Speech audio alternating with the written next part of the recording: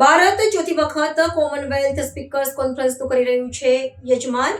PM Narendra મોદીએ સંવિધાન સદનના ઐતિહાસિક મહત્વને બિરદાવ્યું. પ્રધાનમંત્રી નરેન્દ્ર મોદીએ નવી દિલ્હી ખાતે આયોજિત કોમનવેલ્થ દેશોના સંસદીય અધ્યક્ષો અને પ્રિસાઇડિંગ ઓફિસરોની 28મી પરિષદને સંબોધન કર્યું હતું. ભારત ચોથી વખત પ્રતિષ્ઠિત આંતરરાષ્ટ્રીય સંમેલનની યજમાની કરી રહ્યું છે. આ પ્રસંગે પ્રધાનમંત્રીએ પરિષદના મુખ્ય વિષય સંસદીય લોકશાહીની અસરકારક સેવા પર ભાર મૂક્યો હતો અને વર્તમાન વૈશ્વિક પડકારો વચ્ચે લોકશાહી મૂલ્યોના જતન અને અસરકારક અમલીકરણની હિમાયત કરી હતી. પોતાના સંબોધનમાં પ્રધાનમંત્રીએ કાર્યક્રમ માટે પસંદ કરાયેલા સ્થળના ઐતિહાસિક મહત્વને ઉજાગર કર્યું હતું. તેમણે જણાવ્યું હતું કે જે સેન્ટ્રલ હોલમાં સમારોહ યોજાયો છે તે માત્ર એક ઇમારત નથી, પરંતુ ભારતીય લોકશાહીનું પારણું છે. બ્રિટિશ શાસનના અંતિમ વર્ષોમાં અને ભારતની આઝાદી સુનિશ્ચિત થઈ ત્યારે આ જ ખંડમાં બંધારણ સભાના સત્રો યોજાયા હતા, જેના થકી ભારતના બંધારણનું ઘડતર થયું હતું. સતત 75 વર્ષ સુધી આ ભવ્ય ઇમારત ભારતની સંસદ તરીકે સાક્ષી બની રહી છે, જ્યાં ગહન ચર્ચાઓ દ્વારા રાષ્ટ્રના ભાવિ અંગેના નિર્ણાયક ફેસલાઓ લેવાયા હતા. ઐતિહાસિક વારસાને સન્માન આપતા ભારતે હવે આ જૂના સંસદ ભવનને સંવિધાન સદન નામ આપ્યું છે. પ્રધાનમંત્રીએ સ્પષ્ટ કર્યું હતું કે લોકશાહી માત્ર કાયદા ઘડવાની પ્રક્રિયા નથી, પરંતુ જનસામાન્ય જીવનમાં સકારાત્મક પરિવર્તન લાવવાનું માધ્યમ છે. આ પરિષદમાં વિશ્વભરના પ્રતિનિધિઓ સંસદીય પ્રણાલીને વધુ સુદૃઢ અને લોકોપયોગી બનાવવા માટે વિચાર વિમર્શ કરી રહ્યા છે, જે ભવિષ્યમાં લોકશાહી સંસ્થાઓની વિશ્વસનીયતા વધારવામાં મહત્વની ભૂમિકા ભજવશે. फ्रेंड्स, जिस स्थान पर आप सभी बैठे हैं वो भारत की डेमोक्रेटिक जर्नी का बहुत ही महत्वपूर्ण स्थान है.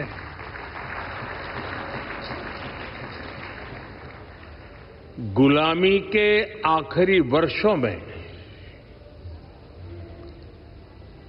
जब भारत की आजादी तय हो चुकी थी, उस समय इसी सेंट्रल हॉल में भारत के संविधान की रचना के लिए संविधान सभा की बैठकें हुई थी. भारत की आजादी के बाद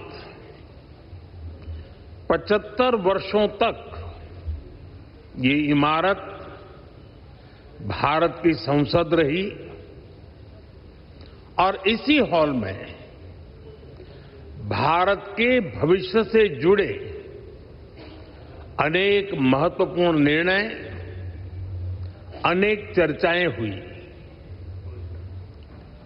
अब लोकतंत्र को समर्पित इस स्थान को भारत ने संविधान सदन का नाम दिया है. कुछ समय पहले ही भारत के संविधान को लागू हुए 75 वर्ष हुए हैं. मैं इस संविधान सदन में आप सभी अतिथियों का आना भारत के लोकतंत्र के लिए बहुत विशेष है. साथियों, ये चौथा अवसर है जब कॉमनवेल्थ स्पीकर्स और प्रिसाइडिंग ऑफिसर्स की कॉन्फ्रेंस भारत में हो रही है. इस बार इस कॉन्फ्रेंस का मुख्य विषय effective delivery of parliamentary democracy है. आप सभी जानते हैं कि जब भारत आजाद हुआ तो उस दौर में ये आशंका व्यक्त की गई थी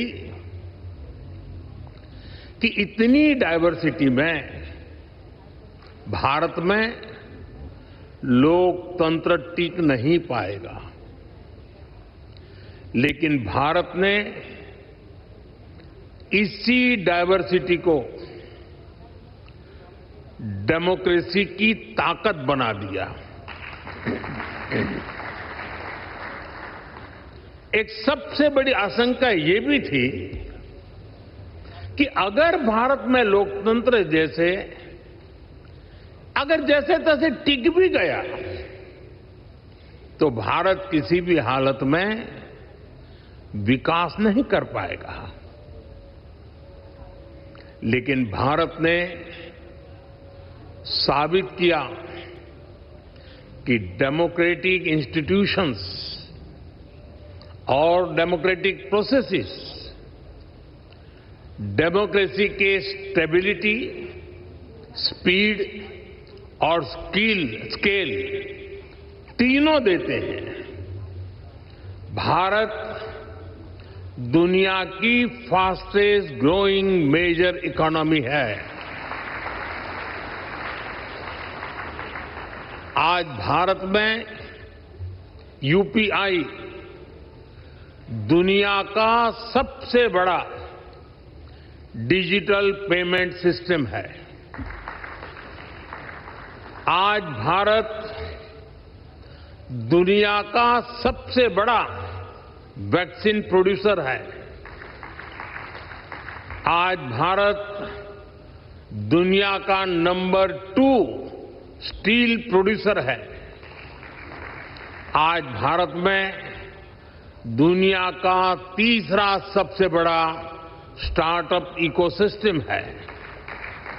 आज भारत दुनिया का तीसरा सबसे बड़ा एविएशन मार्केट है। आज भारत में दुनिया का चौथा सबसे बड़ा रेल नेटवर्क है।